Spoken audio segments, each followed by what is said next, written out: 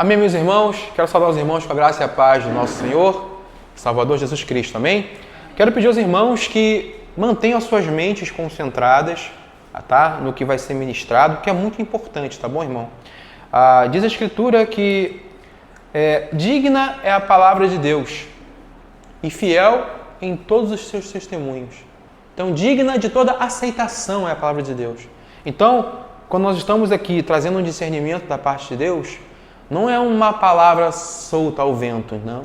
Então, eu peço que os irmãos se concentrem no que vai ser ministrado, tá bom?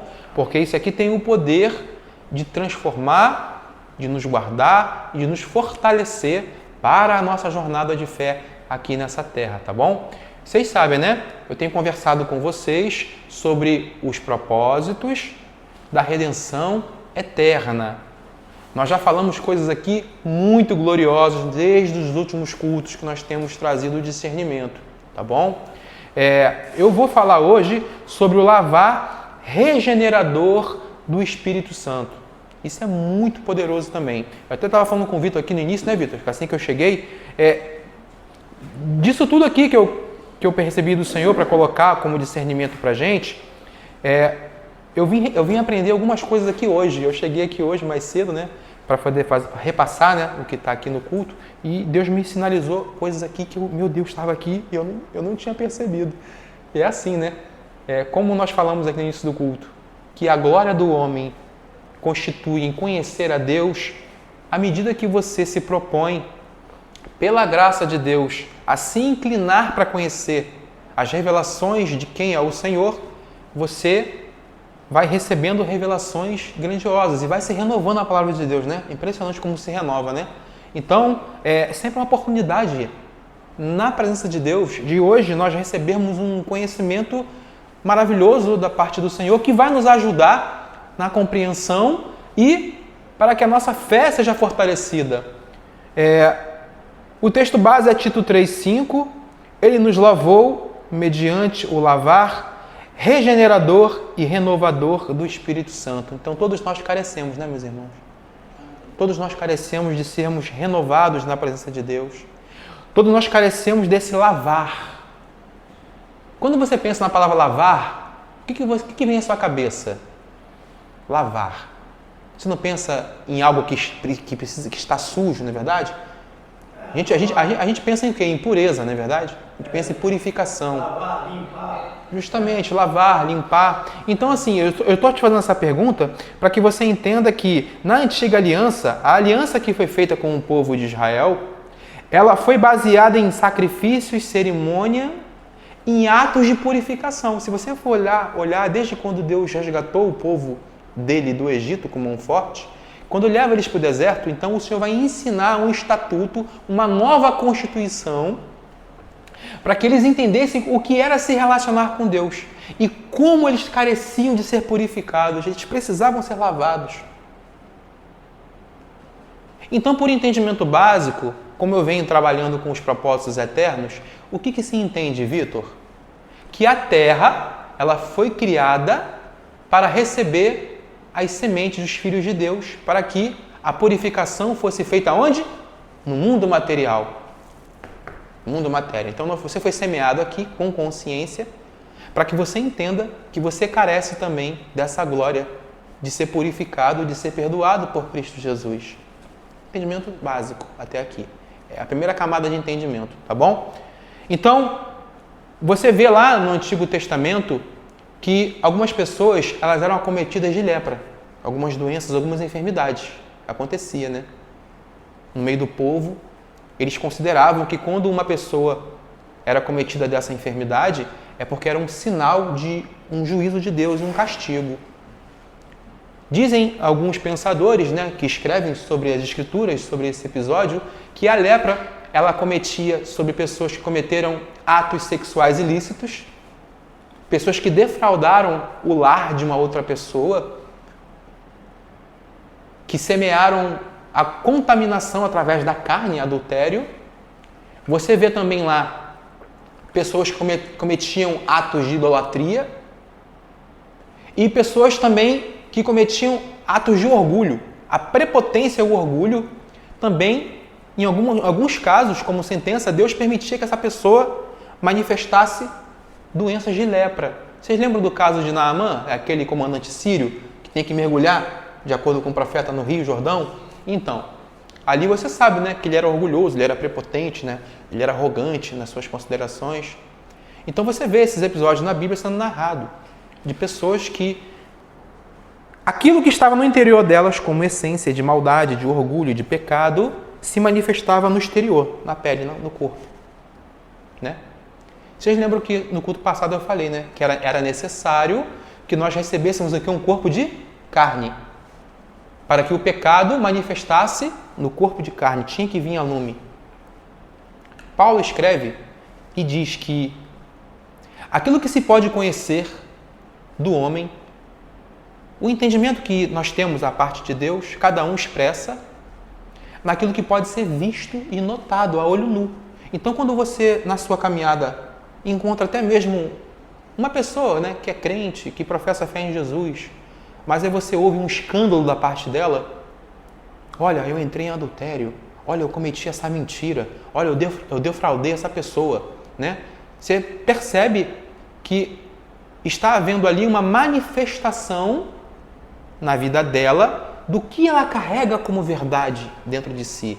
Então, aquilo que você carrega dentro de si, você fala a boca, vem a lume, não fica escondido. Não fica escondido, nada fica oculto, Carla.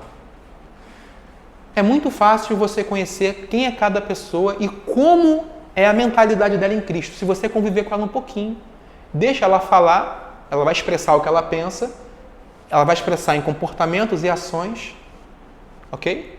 Em caminhos, em lugares que ela anda. Da forma como ela expressa, você entende, você percebe, oxe, essa pessoa aqui carece do conhecimento de Deus. Lógico, o Senhor, Ele nos ensina a não ajuizar todas as pessoas.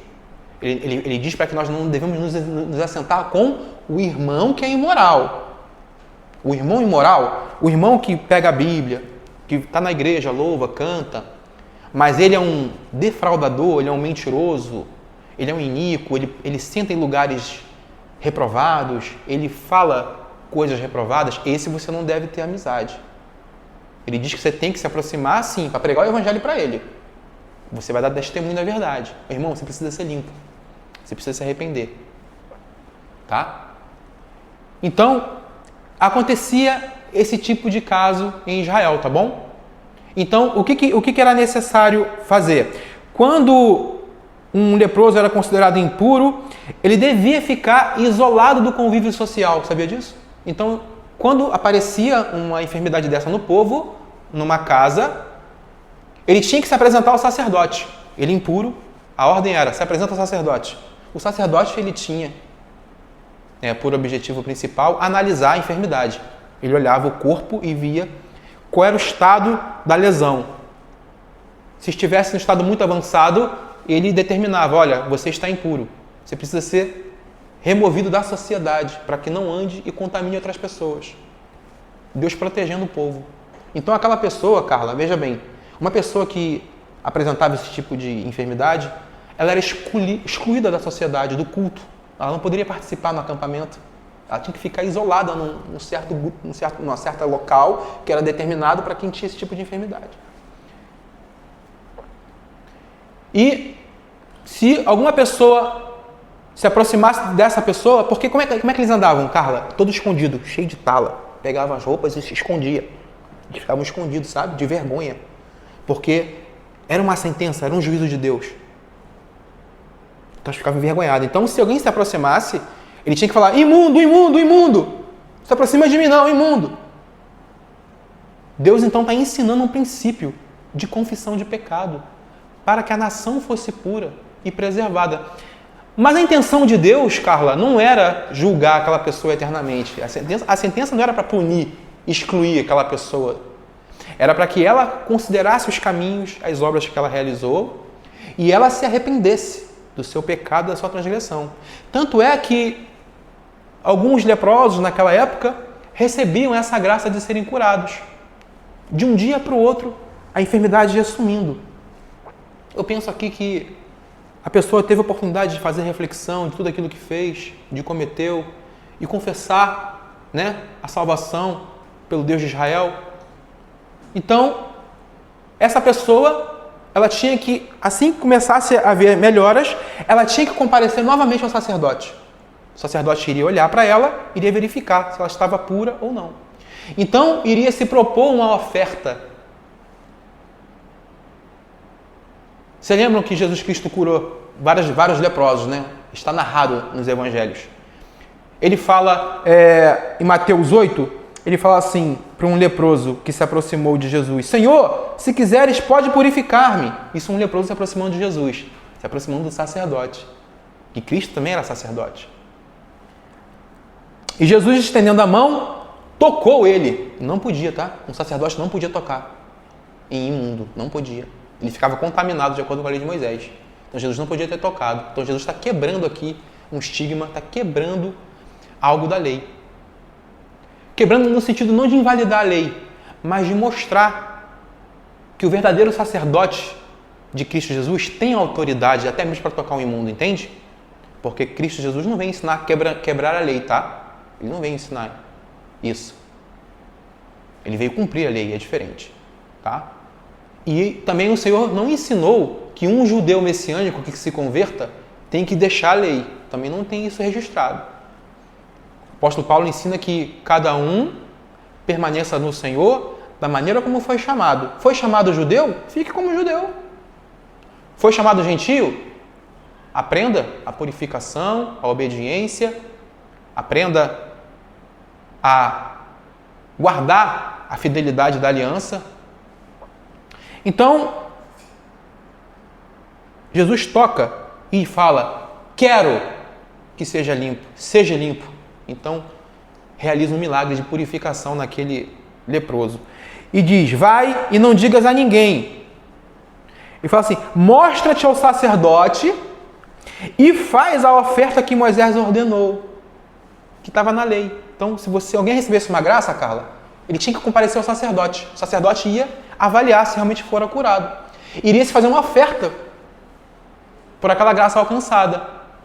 E diz aqui: para servir de testemunho ao povo. Então, o povo, aquela cura, porque Deus restaurou uma pessoa do seu pecado, iria servir de testemunho para todo mundo. Todos iam perceber: meu Deus, Deus é santo, Deus é misericordioso, Deus restaura de fato até mesmo o pecador. Então, servir de testemunho para a obediência de todo o povo. Essa questão de restauração é o processo que Deus age com cada um de nós. Cada um de nós passa um processo de restauração no nosso íntimo. Cada um de nós aqui também passa esse processo. Diz lá que o sangue e o azeite deveria ser colocado em parte do corpo. Então, quando, Carla, esse leproso se aproximava do sacerdote e verificava-se que ele fora curado, o sacerdote então levava essa pessoa para ela poder pegar parte do sangue da oferta, que seriam duas pombinhas, dois rolinhos, né? Duas pombinhas. Se pegava duas pombinhas. Com uma pombinha se sacrificava, se cortava, pegava o sangue, misturava com azeite e passava na orelha direita desse leproso. Na orelha direita, no polegar direito e no dedão direito. Interessante, né? E isso aqui aponta para onde, irmãos? Por que deveria passar isso por entendimento, tá? Por interpretação, tá bom? Porque aquela pessoa que cometeu a transgressão e for acometida dessa enfermidade, ao passar esse azeite, esse sangue nos ouvidos, é como se ela estivesse recebendo a capacidade de ouvir a lei de Deus e guardar no coração. Por quê? Ela transgrediu porque o ouvido dela estava gravado. Então, como ela não considerou o mandamento de não defraudar o próximo, essa pessoa não teve ouvidos espirituais para entender a verdade. Então se passa ali um sangue e um azeite. Ó, estou te ungindo, porque a partir daqui você vai ouvir o mandamento e você vai guardar no coração. Passa-se nas mãos, porque mãos significa o quê? Realizar. Mãos significa trabalho, obra. É como se essa pessoa estivesse sendo restituída novamente para a comunidade. Então essa pessoa, Vitor, ela tinha acesso novamente agora ao culto. Ela estava reintegrada à sociedade. E também se marcava-se o pé, o dedão, Como que agora o caminho dessa pessoa estava aplanado para ela poder andar em justiça. Ela poderia andar e vir, ir e vir, transitar, e não era mais excluída. Olha que maravilhoso esse entendimento. Está lá na lei isso. Não foi assim conosco? Deus não fez isso conosco? Deus fez isso conosco. Ele se apresentou. Nós éramos esses leprosos, essas pessoas que nós não tínhamos acesso às bênçãos e às promessas do reino de Deus. E o Senhor nos comprou com o seu próprio sangue. O sangue dele também foi oferecido. E o Senhor tem nos ungido para que nós também sejamos esses, que estamos reintegrados ao corpo de Cristo, ao reino de Deus. Olha que maravilhoso. Nós vamos falar de ceia hoje. Ceia também tem esse sentido. Quando a palavra de Deus é pregada sobre nós, o que acontece, Vitor? Um ato de purificação, sabia disso? A palavra da verdade sendo pregada, ela tem o efeito de purificar a nossa mente das obras mortas. E a purificação acontecia em 2 estágios. Primeiramente, quando o leproso se aproximava desse sacerdote, ele separava esse sacerdote, o sacerdote separava esse leproso por 1 semana, 7 dias, tinha que ficar separado, para ele ficar sendo observado se de fato aquela lepra não iria voltar, tá bom? Aquela ferida se realmente não iria se alastrar. Ele ficava 7 dias. O indivíduo enfermo, então, era restaurado à comunhão com o seu povo. Então, 7 dias ele ficava afastado em observação pelo sacerdote. Depois de 7 dias cumpridos, eles viam. E o segundo estágio era fazer essa oferta. O segundo estágio era apresentar-se ao sacerdote para poder receber essa marcação no corpo. O primeiro estágio da purificação acontecia fora do acampamento. Grava isso, tá? Fora do acampamento. Isso é importante você entender. Essa revelação que eu estou trazendo para você fala a respeito do porquê nós estamos aqui hoje. Por que você foi semeado aqui? Carla, Vitor, eu, meu pai, os irmãos, fomos semeados aqui em vida. Você vai entender. O homem tomava um banho e lavava as suas roupas, então se barbeava. Depois que ele foi restituído, pai, pegava esse leproso, vai lá tomar um banho, vai se lavar, vai se purificar. Fazia barba, né? Voltava, né? Até a autoestima renovada em Cristo Jesus. E eram então tomadas 2 aves. O sangue de uma delas era usado para purificar o homem, como eu ensinei aqui. Uma dessas 2 aves, esses pombinhos, essas rolinhas, um era sacrificado, tá bom? Esse sangue era usado para marcar como ato de purificação, de lavagem, tá? A morte dessa primeira ave sugeria o fim da vida antiga do homem fora do acampamento. Então, morreu-se a ave. Então, aquela morte que estava sobre aquele leproso se findou, acabou. Porque ser afastado da comunhão de Israel é como se tivesse sentenciado à morte. Você consegue já vislumbrar o que eu estou querendo dizer? A segunda ave retratava o voo para a liberdade. A outra ave, né, retratava a libertação dos efeitos da enfermidade. Então eles pegavam essa outra ave e soltavam. Com o efeito de que, olha, você está livre. Você está livre. Acabou o tempo da sentença. Agora você vai ser reintegrado à comunidade. Imagina, esse era o ritual. Era a simbologia que apontava o quê, irmãos? Para Cristo. Irmãos, esse ato fora do acampamento, quando eu expliquei para vocês que um enfermo tinha que ficar 7 dias afastado da comunhão, sendo observado pelo sacerdote, está falando do mundo, irmão. O mundo foi criado com o propósito que nós fôssemos afastados de Deus. Nós tínhamos que ser semeados aqui nesse mundo em corpo de carne. Nós, com a nossa enfermidade. Quando fala de 2 pombinhas, está falando de 2 alianças. A aliança do Antigo Testamento era uma aliança baseada em sangue, ofertas e sacrifícios, oblações e ritualístico. A primeira pombinha significava a morte. Fomos semeados em corpo de carne. Eu li semana passada, semeados em corpo de carne, semeados em desonra, semeados na corrupção. Então a primeira aliança era uma aliança feita o quê? De ritual, de morte, de sangue. Qual é a segunda aliança? Qual é a segunda pombinha? É Cristo Jesus, que vem para nos dar a liberdade de sermos livres e nós sermos reintegrados, meus irmãos, ao corpo, à comunidade. Nós recebemos acesso à aliança e às promessas. Por isso que você entende o que significa aquela pombinha. Agora você já está entendendo, está tudo claro na sua cabeça. Aquela pomba que João vê quando Cristo Jesus está vindo, eis o Cordeiro de Deus que tira o pecado do mundo, ele vê uma pomba descendo sobre Jesus.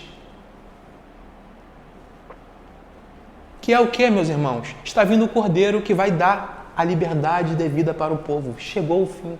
Chegou os dias do Cordeiro libertar o povo de Deus. Essa pomba, esse voo, o que significa o voo, meus irmãos? A ressurreição de Cristo. Ele veio, foi crucificado na cruz do Calvário pelos nossos pecados, desceu às regiões mais baixas da terra, pregou o evangelho até mesmo para os mortos, que pertenciam a ele, e ele sobe para o Pai. Essa pombinha sendo jogada para o alto, é ele sobe dando liberdade para o povo de Deus. Se cumpre nele a profecia. A gente consegue entender isso com facilidade, mas um judeu não consegue.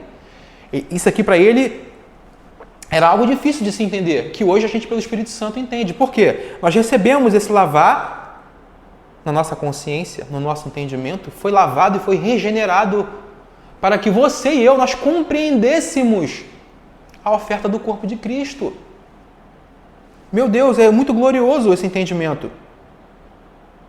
No segundo estágio da purificação, o indivíduo israelita era levado de volta à plena comunhão com Deus. O israelita era então molhado com sangue, como eu lhe falei, no seu corpo, o qual estava ligado ao altar, o símbolo da presença de Deus. Então, a presença de Deus, de fato, no Antigo Testamento, quando acontecia essa cerimônia, ele estava selado para a comunhão com Deus. E hoje, nós sabemos que quando nós ouvimos o Evangelho, ou seja, o Evangelho pregado é esse sangue sendo salpicado sobre nós, irmãos. A oferta do corpo de Cristo perfeita. Toda vez que nós fazemos menção da palavra de Deus sobre você, sobre mim, sobre a congregação, está sendo feito a purificação, irmão. Para que você tenha acesso às promessas, meus irmãos. Meu Deus, isso é muito glorioso. Esse conhecimento chegou até nós. Por que chegou até nós? Porque nós sempre fomos filhos de Deus. Estava reservado esse conhecimento para nos alcançar. Porque vós sois filhos, diz o texto. Deus vos envia o Espírito Santo da promessa, porque vós sois filhos. Então, a revelação de Deus, ela era o quê? Progressiva. Então, na antiga aliança se revelou nesse formato que eu estou descrevendo, e agora em Cristo Jesus, ela se manifesta de forma plena. Antes era uma sombra, agora é realidade. Em Cristo Jesus. Aqui diz que... Aqui diz que essa revelação do santo lugar ainda não tinha sido manifestada para os judeus. Por quê? A lei que foi entregue para os judeus, fala aí comigo, a lei nos serviu de aio. Aio é ligação, aio é aquilo que liga, para nos conduzir a Cristo. Então a lei, esse entendimento que eu estou explicando para vocês, desses rituais, desses sacrifícios, dos sangues, serviu como ligação para nos levar até Cristo, porque em Cristo, Ele é o verdadeiro sacrifício. Ele é a verdadeira oferta agradável a Deus.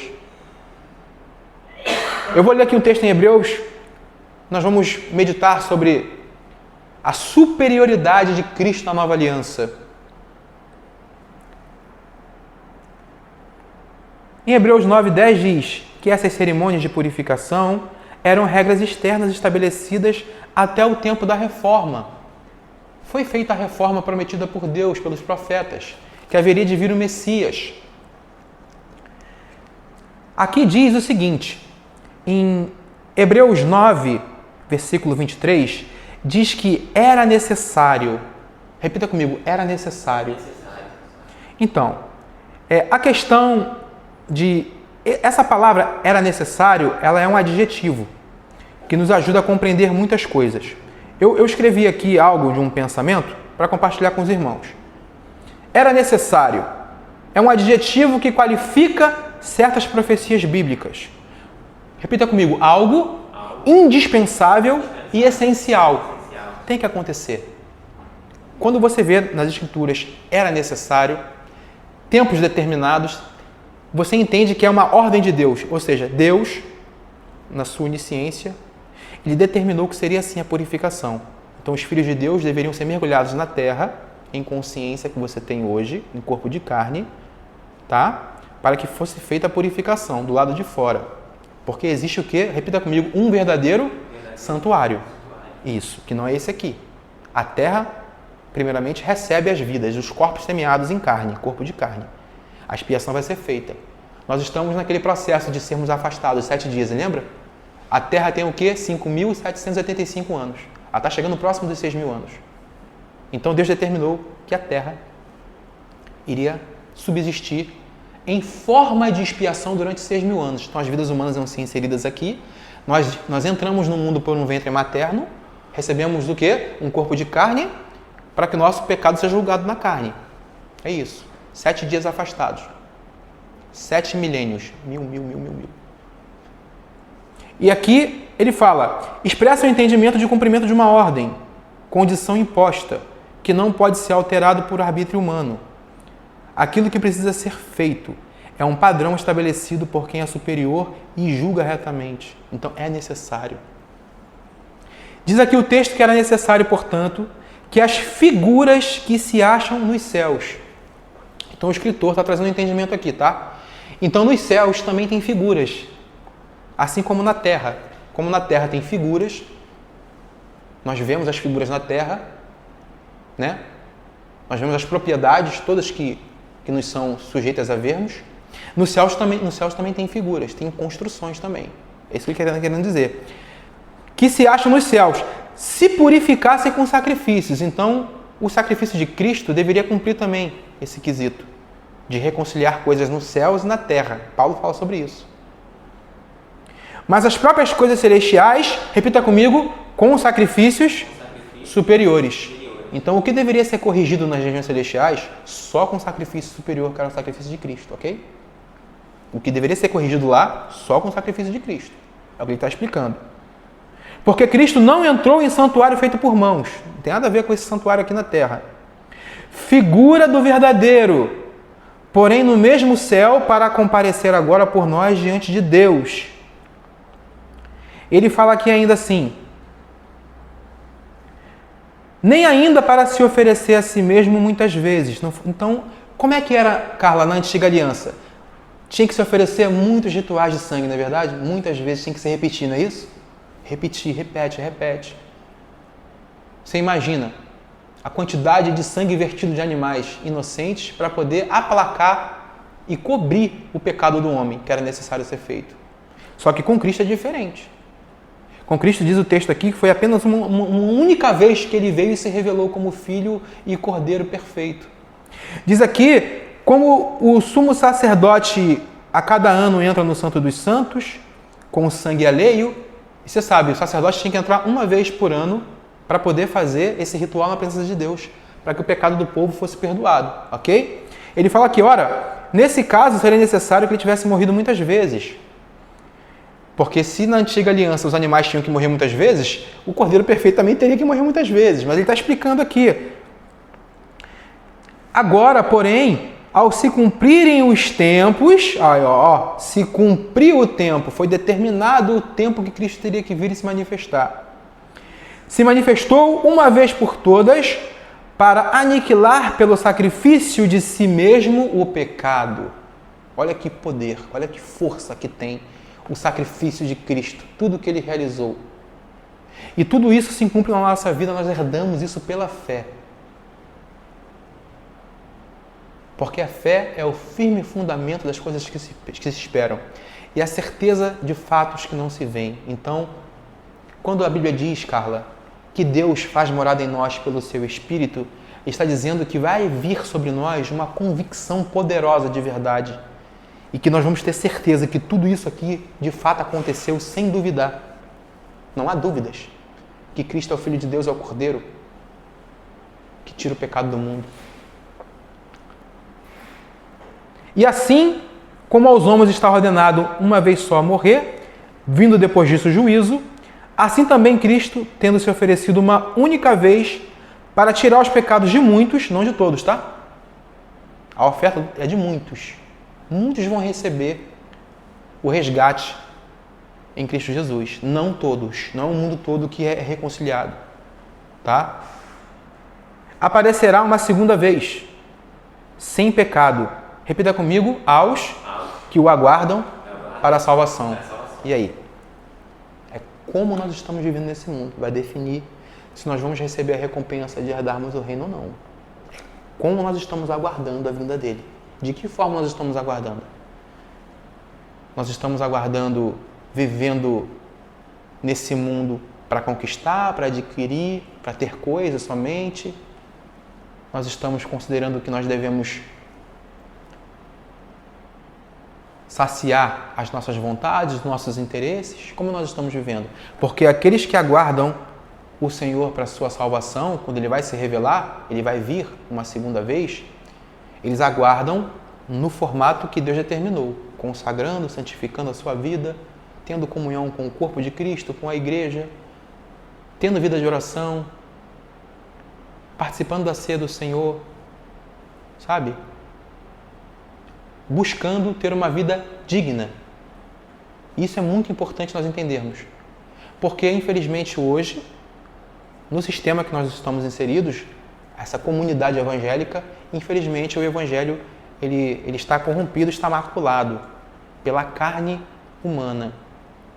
E a gente escuta muito, né, do que está acontecendo como escândalo, e é necessário que aconteça. Quando acontecem escândalos no nosso meio, eu digo no nosso meio, eu digo meio do reino de Deus, é porque Deus disse que deveria acontecer escândalos. Ele disse. É mister que vem os escândalos. Ele fala assim, mas ai de quem, por quem vem o escândalo, ai do homem. Então, a transgressão tem que se manifestar. O erro tem que se manifestar porque tem que ser julgado. Você e eu, nós damos graças a Deus, aqui é que está. Nós bendizemos o nome do Senhor porque nós fomos guardados de nós não manifestarmos esses escândalos. Aqui é que está a graça. Aqui é que está a alegria de servir ao Senhor. Nós recebemos essa herança como bênção. Assim como um sacerdote, ele foi agraciado de exercer o seu ofício diante de Deus, era algo glorioso, irmãos. Uma pessoa no meio da tribo de Israel, que era separada para o ofício sacerdotal, meu Deus, era algo glorioso. Você ser escolhido para poder fazer parte do ofício que vai estar diante de Deus, recebendo a instrução, vendo as glórias, as manifestações de Deus, irmão, está sobre a gente. Por isso que um culto aqui no domingo não pode ser um mero encontro, uma mera, sabe, sociabilidade, nunca vai poder ser. Então, para nós encerrarmos aqui o entendimento, diz aqui, Jesus, porém, tendo oferecido para sempre um único sacrifício pelos pecados, assentou-se à destra de Deus, aguardando daí em diante, até que seus inimigos sejam postos por estrado dos seus pés. Todos os inimigos. Todos os inimigos espirituais, camadas de hostes da maldade, tudo que se opõe ao governo de Deus, está sendo colocado por estrado dos seus pés. Aonde que é o estrado dos seus pés? Fala comigo, a terra. Uhum. A terra é o estrado dos pés do Filho de Deus. Ou seja, tudo que se refere à maldade, à transgressão, à violência, tudo que se refere às coisas mais bárbaras que o ser humano possa produzir, tem que ser colocado debaixo dos seus pés, na terra. Precisa se manifestar e tomar forma na terra. Guerras, assassinos, estupros, pode tentar falar o que você quiser aí. Enfermidades, câncer, pode chamar a existência tudo. Tudo tem que se manifestar na terra, em corpo de carne. Entendem? Tem que se manifestar na carne. Agora tem uma diferença.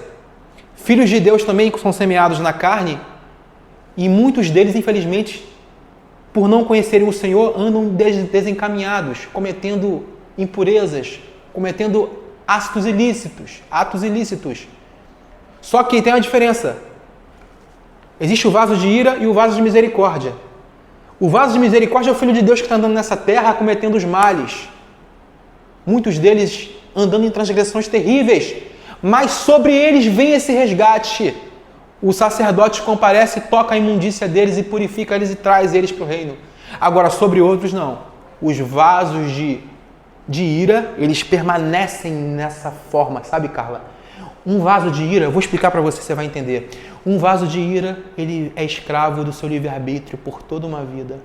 Porque o livre-arbítrio inclina-se para as coisas da carne. Então ele vai andar escolhendo sempre se desviar de Deus. A escolha dele está comprometida.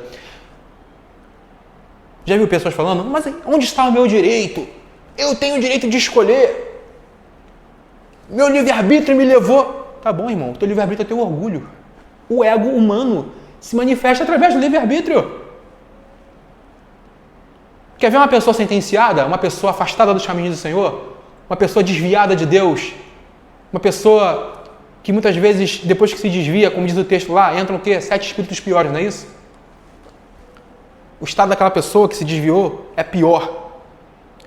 Se você for olhar e conversar com essa pessoa está lá sendo sentenciada por causa do orgulho do coração dela. Porque está inflada de ego, meu livre-arbítrio, eu escolho, a minha liberdade humana, eu tenho direito, então fica com o seu direito, amigo. Vai lá, cobiça as coisas da carne, está entregue.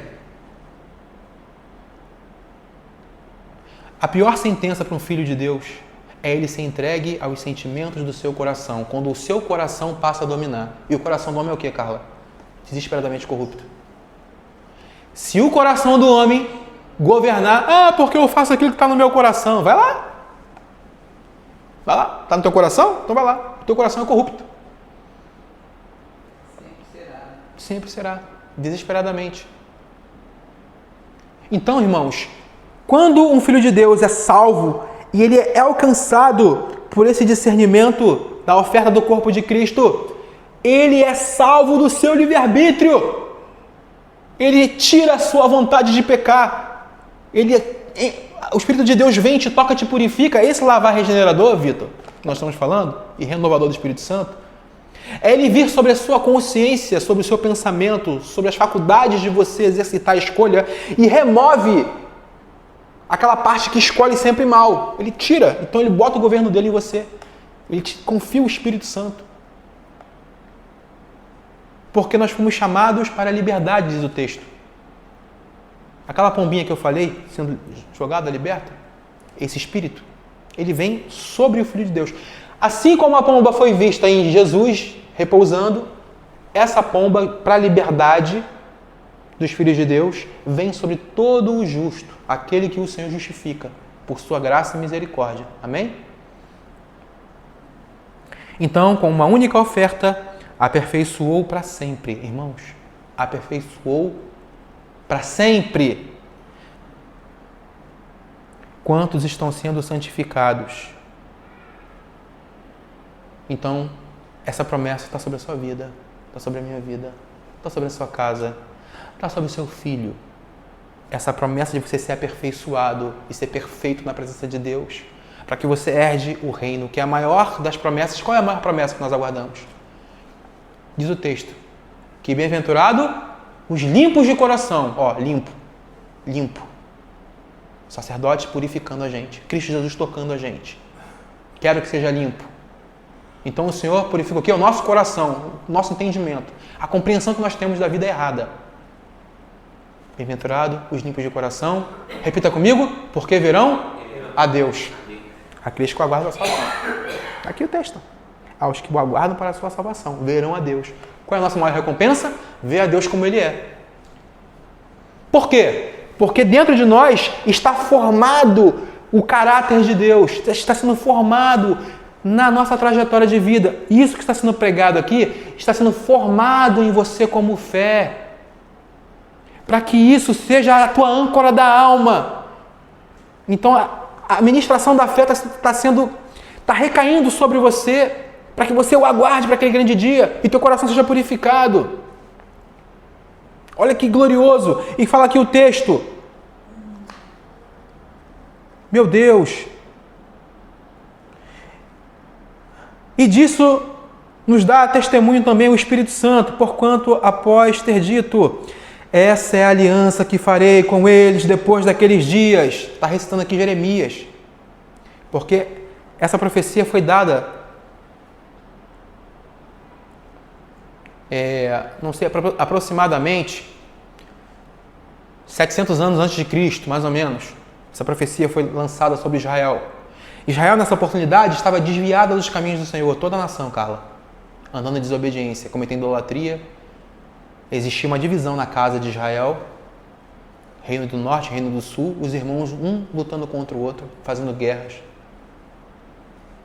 Então, o caos estava instalado em Israel nesse período. Aqui, Deus levanta Jeremias para poder falar: eu vou fazer uma aliança com vocês. Depois daqueles dias, que dias são esses? Os dias que Cristo veio e se manifestou na terra. A partir de Cristo Jesus, essa aliança foi confirmada. Diz o Senhor, aonde que ele tem que fazer? Porei no coração. Aí, ó. Deus está vindo agora sobre o coração. O que ele falou que é mau e corrupto, desesperadamente corrupto? O teu coração, a tua humanidade carnal, a tua mente caída, que é o teu coração. Ele está dizendo o seguinte: eu vou vir agora, eu vou transformar tudo. Eu vou purificar eles, eu vou lavar eles, eu vou tocar eles e eles vão ser regenerados. Nova vida, regenerar. É o que o Senhor falou para Nicodemos.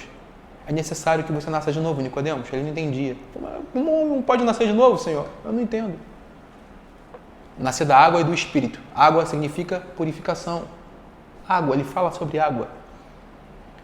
No Novo Testamento, a água tem um sentido de purificação. Sempre teve. Mas agora pela palavra do Senhor. O vós está sendo limpo pela palavra que vos tenho falado. Agora é a mensagem do Evangelho a partir de Cristo. Porém no coração as minhas leis e sobre a sua mente, ó, campo da mente, campo da compreensão. Aqui, ó, onde tudo acontece, na mente. Ele tem que vir aqui na mente agora e fazer o quê? E escreverei a minha lei no coração e na mente deles. Também acrescenta, também de nenhum modo me lembrarei dos seus pecados. Aqui está a aliança feita. Não vou lembrar mais dos seus pecados. E das suas iniquidades para sempre.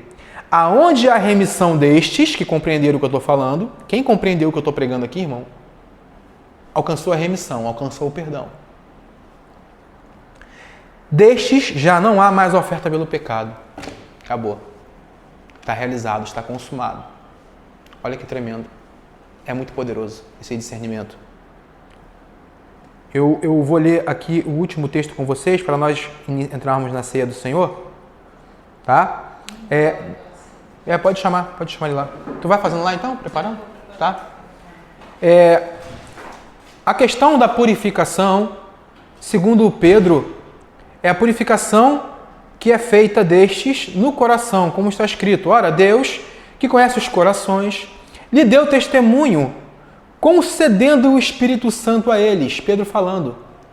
Pedro está falando aqui num concílio em Jerusalém, para os judeus. Como é que pode Deus escolher gentios também para poder ser salvo? Eles não entendiam. Eles não aceitavam. Porque eles consideravam que Deus era o Deus de Israel. Só que Deus não é o Deus de Israel. Deus é o Deus de todos os povos.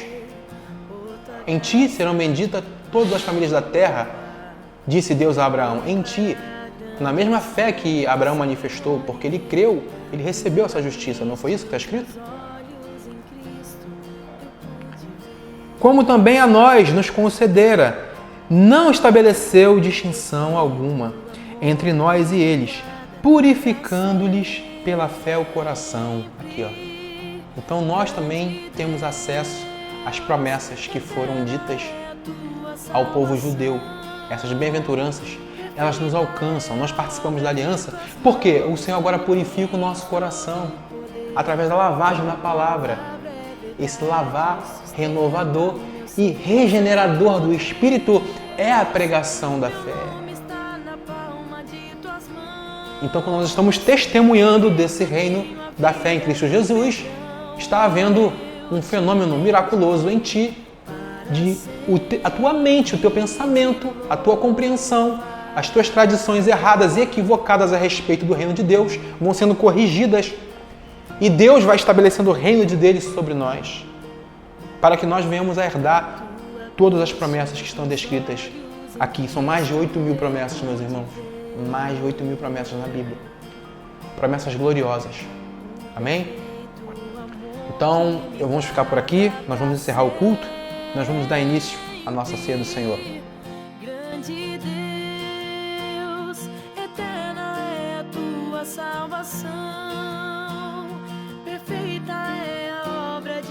mãos tu tens todo o poder. Tua palavra é verdade, sustenta o meu ser. Santo Deus, meu nome está na palma de tuas mãos. Em Cristo eu tenho a vida e o perdão.